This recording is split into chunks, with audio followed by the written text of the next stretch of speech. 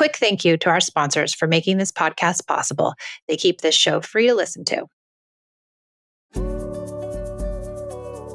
Hey there, if you need a little help getting your kids all the daily vitamins they need, I've got something to share that will help you as we all head back to school, and it fits easily into your morning routine. Between packing lunches, ensuring everyone's homework, and then navigating the morning hustle, getting our kids to take their vitamins can be a challenge. Well, let me introduce you to my new morning lifesaver, Lil Critters Gummy Vitamins. Even my teenage daughters love them. Most kids think they're having a special treat, but I know they get all the essential nutrients their growing bodies need. It's peace of mind for me and total yum for them, even if they don't admit it. Did you know Little Critters is the pediatrician recommended kids multivitamin gummy brand? It's true. And it's the perfect stress-free way to kick off the day. So why not make your mornings a little smoother? Shop Little Critters Gummy Vitamins now and start your school year off with a smile. Shop now at the link in the show notes.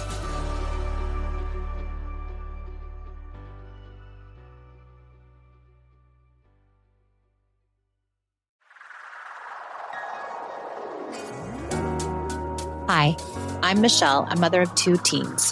13 years ago, I traded in punishments and rewards for connection. Now I prioritize relationship over behaviors, utilize play as a parenting tool, and set limits with empathy instead of consequences. Each week, I share my journey and interview clients, experts, and followers. Thanks for joining me on the Peace and Parenting podcast. I'm so glad you're here.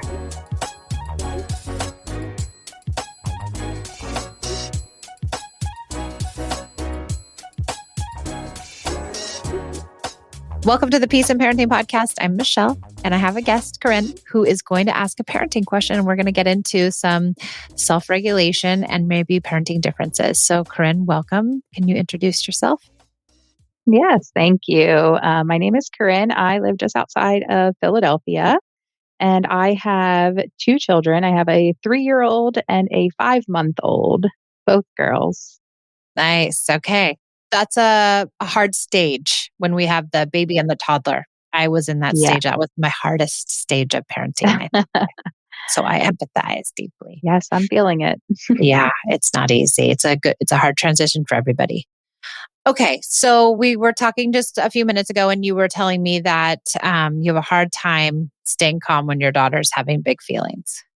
Yes, the hardest time, some days it feels really easy, other days it feels a lot harder. Yeah. But the hardest time definitely seems to be when it's around the baby. So I think that right now my 5-month-old is very distractible while she's nursing. So a lot of it is, if I'm trying to nurse her and then my daughter comes in and she's talking or yelling or messing with the baby, and then the baby's distracted. And so then as she's, escalating because she needs that connection, where usually I could, sit down and be calm and, connect with her. Now I'm feeling frazzled myself because I need to make sure the baby gets fed. And then, always thinking in the future, well, what do I have to do after the baby gets fed? And then as she starts to escalate, then I start to escalate. And I'm trying to, avoid making it seem like maybe it's the baby's fault or, specifically around that relationship too. So yeah, that's hard. That's hard for everybody involved. It's hard for you because you're just wanting to take care of everybody. It's hard for your daughter because she's, she probably feels like she's not getting the kind of connection that she's used to. And the baby is, obviously hungry and wanting to eat. So what kind of connection pieces are you using before you nurse the baby? Yeah, it depends on the instance, of course. So, sometimes she's hungry now. And, I always try and tell my daughter, I'm going to nurse your sister. And then I usually leave the room because the baby's so distracted. If I try and nurse her in the same room, she just wants to see what everyone else is doing.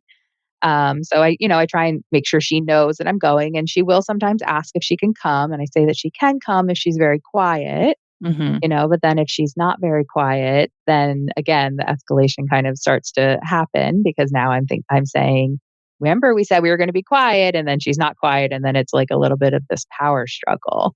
So I don't maybe there's something better I should be doing before leaving the room rather than just telling her that I'm, leaving the room. Yeah. I'm thinking, is the baby pretty consistent with the feeding times? Yeah, for the most part. I mean, we're not, it's usually all these other things going on. And then I'm like, oh, time to feed the baby. So, Yeah.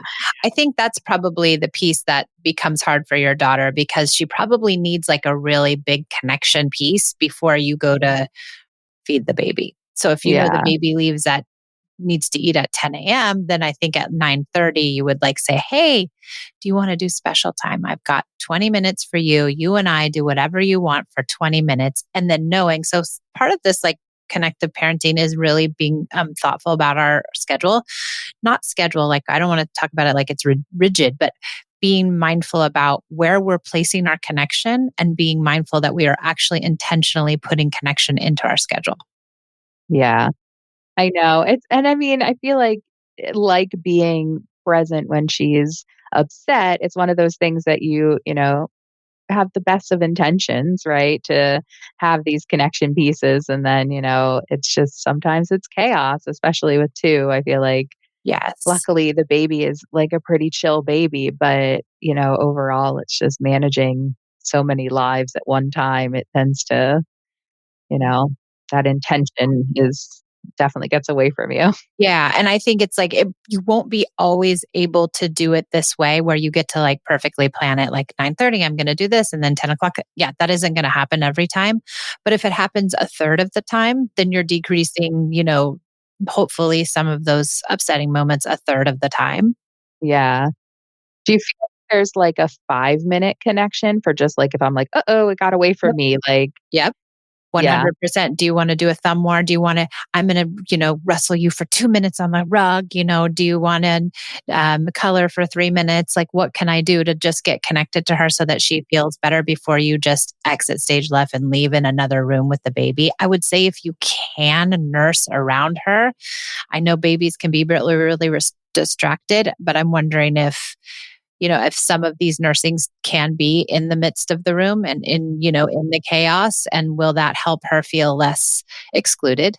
Yeah, well, it used to be, and I wonder if that's part of it too, because she used to nurse anywhere, and then she hit that, age where that awareness just like skyrocketed, and now her sister is far more interesting than anything else happening. Yeah. And I wonder too if you can massage, play around with that a little bit. Like maybe you're in a place where she's distracted, but you can get through it. Maybe there's times when you can't and you actually have to leave.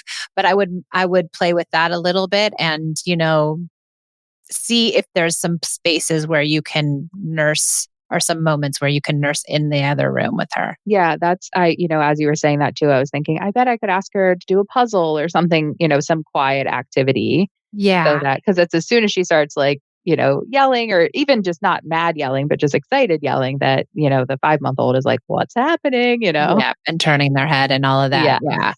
And I would smiling and laughing and loving it. But I'm like, ah, Yeah. And, they also say babies will eat when they're hungry, right? And she'll eventually eat, yeah, I just don't want hopefully. it to be all night. No, I don't want it to be all night either. I definitely don't want it to be all night either. Yeah.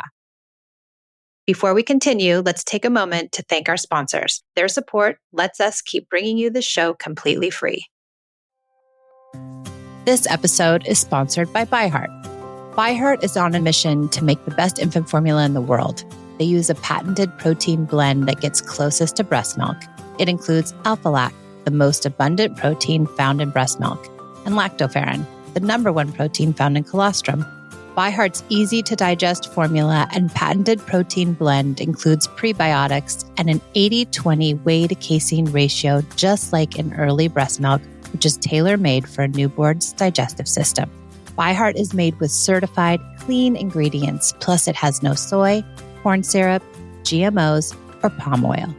Curious about ByHeart?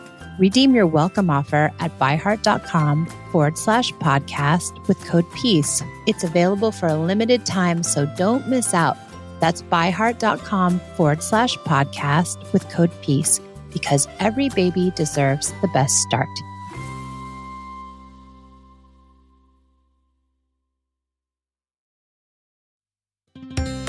I'm excited to tell you all about FeatherSnap Scout Smart Bird Feeder, a great example of how technology can connect people with nature in really cool ways. I don't know if you know, but I'm from Oregon, and in our house, there are tons of birds. So this Wi-Fi enabled smart feeder combines state-of-the-art camera and app tech with an age-old pursuit, birdwatching. The feeder includes a high-end camera that captures crisp 4-megapixel photos and 1080p video of your feathered visitors.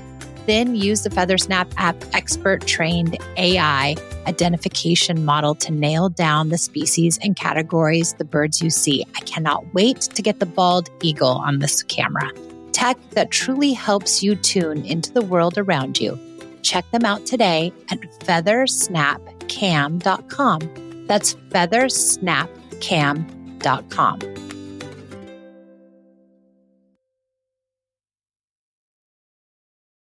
Okay, back to the show. So I think just thinking about connection in a way that it's preventative, it's not necessarily the most effective way I see parent connection working is when we are using it as a preventative method and not a fire drill. Like, oh, I'm going to use it now that everything's blown up. Yeah. It doesn't really work like that. Once everything's blown up, you're just kind of getting through with the best connection pieces you can in order to make it. But what we want to do is infuse enough connection so that our kids can withstand when we leave the room and we nurse. Mm-hmm. So then I would also say like she needs daily special time. I don't know if you're doing daily special time with her. Yeah, for the most part, both my husband and I try and, give her one-on-one time. Yeah. And where she gets to pick what the activity is. Yeah. Yeah. It's always roughhousing with my husband, but it varies with me. Okay, great. We love that. Yeah. She says, Daddy, can we play roughhousing? That's so cute. So cute.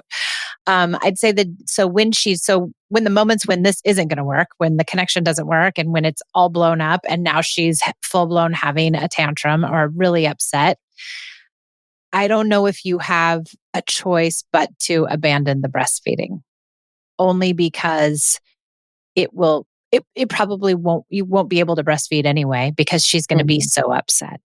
Yeah. And it's going to fully distract the baby if she's screaming and yelling. Yeah, that's usually what happens. Or my husband will come take, my older daughter away and distract her with something else. So if he's taking her away while she's having the feelings and upset, I don't know if we want to, will that exacerbate her already feeling disconnected from you? Yeah, possible.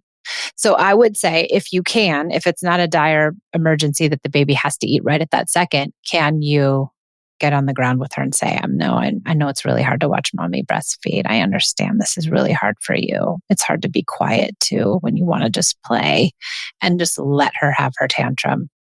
Yeah.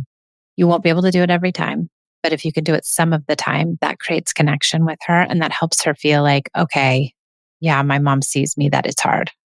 It's hard for me to be quiet. It's hard for me to, watch her breastfeed. All of this is hard for me. Yeah, that kind of a little bit takes me into the other part, which is the difference between parenting techniques for both my husband and I, because I'm definitely more likely to sit there while the tantrum happens. Or, even if she runs away from me, I'll tend to be like, I'm not going to leave you alone, while you're crying. And his approach tends to be more of I should start with a lot of his history as a child. He was not allowed to cry as a child. And so it's very, very triggering for him. And he has days where it's, no problem. He'll sit there while she tantrums. But more often than not, he escalates. He's yelling. And then when I try and step in, he gets a little bit annoyed with me because he's like, we can't both be talking. Just let me do it, know? Right. And so then we kind of have this battle because I'm like, well, I don't want to just let you do it because of how it's impacting her. But I also, I do understand that where parenting is not going to be exactly the same. And I want, of course, her to listen to him and respect him and not just default to mommy, Yeah. I mean, it's would be hard it's hard for her, right? She doesn't know what she's getting from one or the other. I think if we can have a conversation with him where it's like, what did it feel like for you when you weren't allowed to cry? How did that feel growing up? Yeah. How do you want your kid to feel about crying when she's with you? Well, so I think when we sit down and have a conversation, the logical brain, he gets it. He just goes into this primitive brain, and that's where I try and step in and shut down because I don't want, Yeah. him to be yelling, and I don't want them both to be escalating because then that stresses me out too, and I want to be like, no, it's okay. We let her cry. And I do often step in, but then, sometimes that creates, tension between us too. Yeah. I think if you can model it and you can be the primary listener right now, I know it's hard because you have a nursing baby, but I think as much as you can, if you can model it for him and show him what it looks like and really prioritize listening through her feelings and making that like the biggest priority right now, Hmm. then I think he will glean it from you and learn from you, and you can be the trailblazer and the leader in all of that. And so I think that's the only other way to really get someone on board is to really show them what it looks like and to really prioritize her tantrums and feelings and upsets as the listener. So you might not be able to pass her off. Yeah, I want to say he does have his moments, and then, I think again, just his past trauma, which, he's working on. He's in therapy, he's doing what he needs to do. Yeah. And then even when we do disagree and he's upset with me stepping in or whatever it might be, we do tend to debrief after that. And I think for the most part, he's understanding, but I think in the moment he feels probably because of his past, he feels like then I'm also disrespecting him on top of what he thinks is potentially her disrespecting him in his primitive brain. Yeah. Not that he necessarily thinks that, he understands that, that it's just this dysregulation, but you just step back into how your parents were, right? Which is Yep. the hard part to Absolutely. overcome. Yep. And I would say, like, probably don't correct him, don't Yeah. intervene and don't correct him because it's only going to make things worse. And I think the only time you can really talk to him is when he's calm later on, an hour later, like, hey, you had a hard interaction with her. Do you want to discuss it? But I think if he's in this place where he's, escalated and he's yelling and he's having a hard time with her, I don't think you intervening is going to help either of them. Okay. I would let him crash and burn and that's okay. And I will say that, when he feels like he overstepped with her, he does, make amends, at bedtime, he'll be like, let's talk about it. Daddy's sorry. Daddy shouldn't have yelled, those sorts of things. So I do feel like when he comes back too, he is good at making that repair with her, which I think is so important. But I guess it's just hard for me to watch in the moment without stepping in, but I can work on it. Yeah, I would try it try it and see how it feels. Like really try it and see if he self corrects quicker. He might self correct quicker. He might apologize quicker. He might learn better. And then we do this with kids too. Like we don't want to come in and correct the kids. We really want them to go to self correction because that's when we really learn the lessons. And if you're not there intervening and telling him what he's doing wrong, he might sink into his self correction better. Try it and see how it feels. Yeah. And if it doesn't feel good, then go back to intervening if that feels better. Yeah. It sounds like you're doing all the right things, Corinne. It sounds like you understand connection and you're, honed into her feelings and you're using the tools. So it sounds like you're on your path. Yeah. I mean, I feel like it's the theory's all there, and when you put it into place, it feels good. And then sometimes you mess up and you just Yeah. gotta fix it better for next time. And And that's okay. That's part of it, right? That is part of it is that we listen, you're going to crash and burn too and do the wrong thing and you don't probably need anyone telling you that you're doing it wrong. definitely not. No, and this is part of the process. We all mess up. Yeah. Yeah, I was just having a conversation with a girlfriend today, and we were talking about the woes of potty training and then, regression. So, both our girls are potty trained, but then when they have like accidents or a lot of accidents in one day, in one week, that kind of thing. And she was saying that, her daughter had just pooped in the pool and was like jumping and laughing about it. And she was like, I probably didn't react the best way. And I was like, I don't think I would either. Like No. that, you're Oh like, my no, you God. understand. So I feel like we definitely we tend to know, in hindsight that it was not the right approach, but Yeah, he knows. And toddlers. yeah, and your husband knows he's a good person, right? You know that. That's why you married him. And so he's got a good heart and he'll get there. It's just he's not on your same trajectory. Yeah. Yeah. Great. Well, I'm so glad you came. Thanks for joining us on the Peace and Parenting podcast. And I will see you somewhere in the online world. Sounds great. Thank you.